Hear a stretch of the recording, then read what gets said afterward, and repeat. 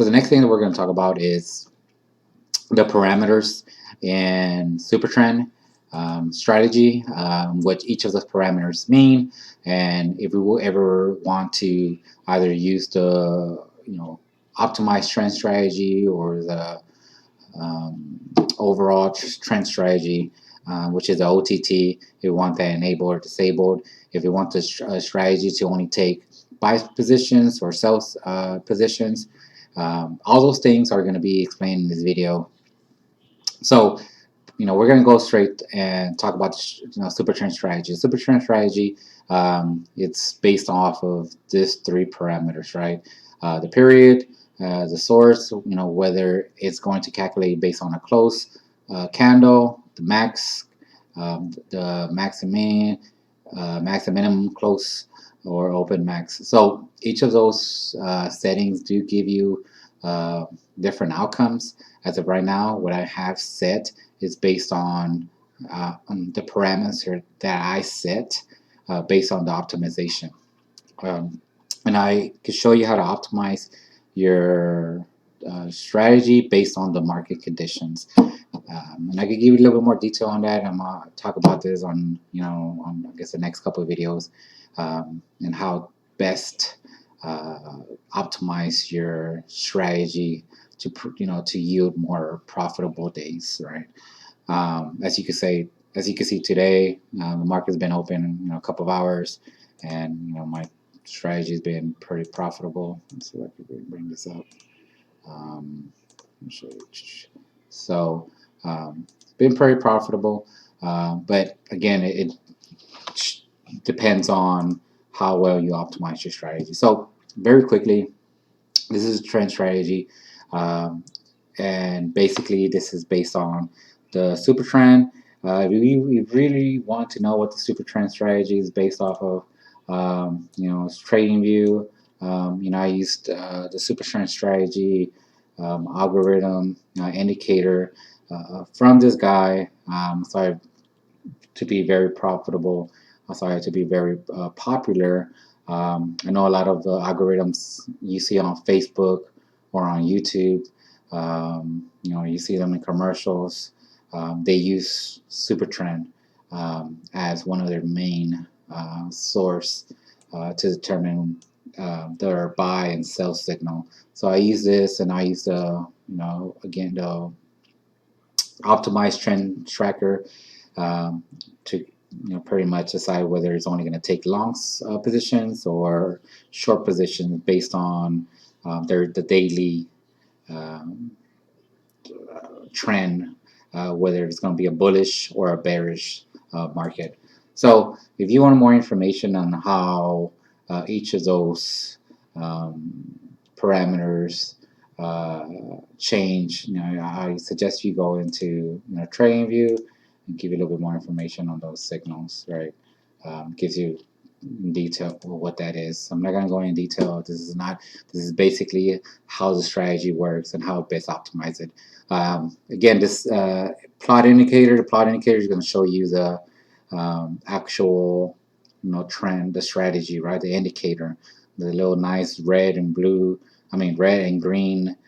signals that you see. That's pretty much what the plot indicator is going to show.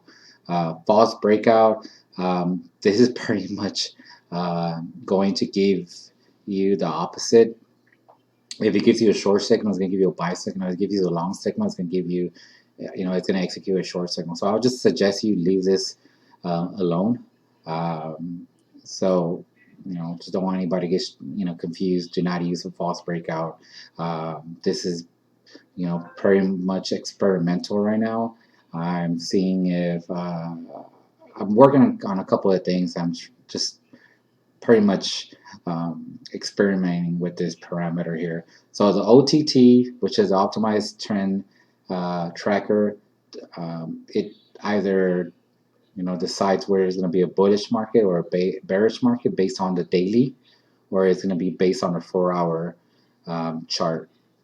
So here I have it set up as the daily chart. So it calculates the trends of the market, whether it's a bullish market or a bearish market based on the daily chart. and not a 4-hour chart. So I can set that up. So just make sure that you don't have both of them set, because that's going to give you, false signals. It's not going to give you, the right parameters for you to optimize this. And here again, this is the parameter for a 4-hour. So obviously, if you're using the 4 hours and you're changing any of this, it's not going to take effect.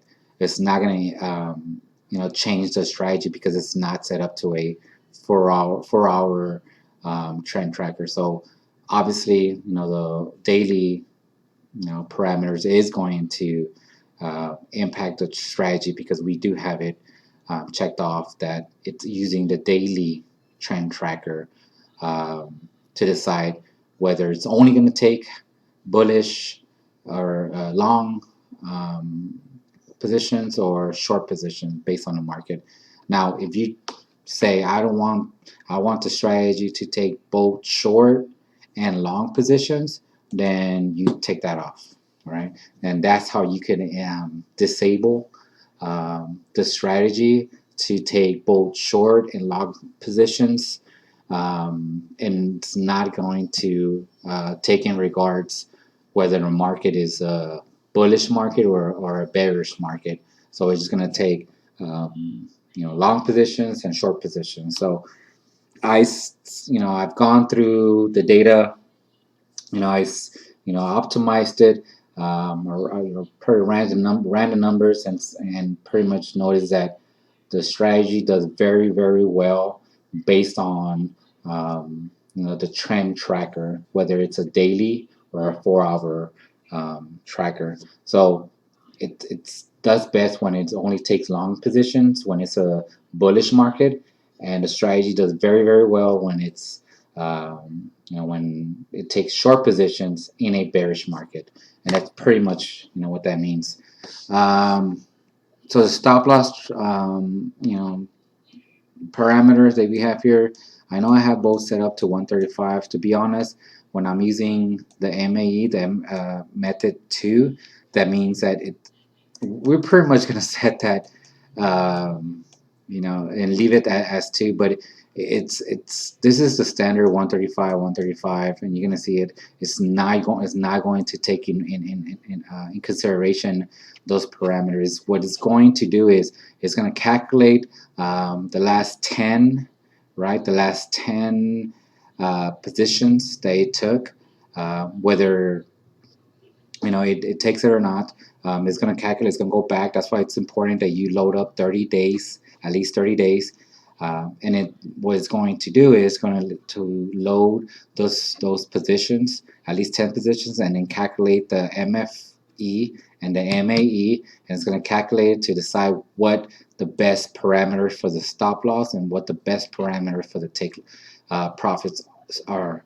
So it's very important that you kind of leave that two alone. If you want to turn this off, the MFE and the MAE, then you set that up to 0. If you set up to 0, then it's going to turn it off. But if you want to keep it, we're just going to keep it at 2. Okay. And honestly, you could put this into 0, 0. It's not going to change anything. So give you a good example of what that means is. So let it load. There we go. So what it's doing is setting up, the last position. I know we didn't take any of those positions, but it goes back and acts like it took those positions, and then determines where the most optimized take profits and the most optimized stop loss parameters should be, and it takes it for you. Okay, and it's going to take those things for you, and not let's go back. So to give you a quick example, we go back.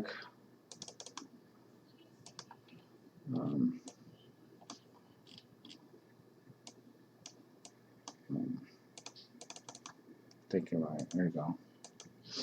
My computer's running a little bit slow. Okay. All right.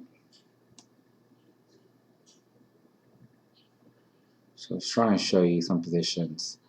Again, this is on a 1 minute.